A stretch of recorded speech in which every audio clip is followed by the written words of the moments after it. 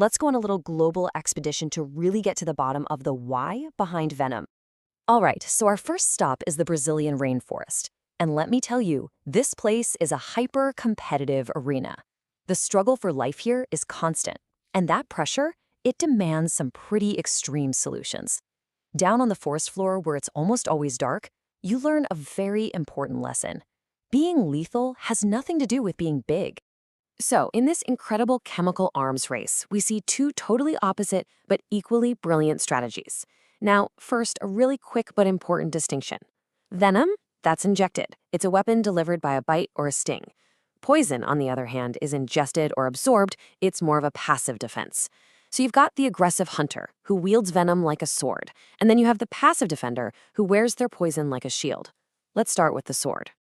Okay, meet the Brazilian wandering spider, and just look at that classic warning pose. This is not a spider that sits around building a web and waiting for dinner. Nope, it actively hunts on the forest floor. Its weapon of choice is a really potent neurotoxin. Basically, it just shuts down the communication between nerves and muscles. The result? Paralysis in seconds.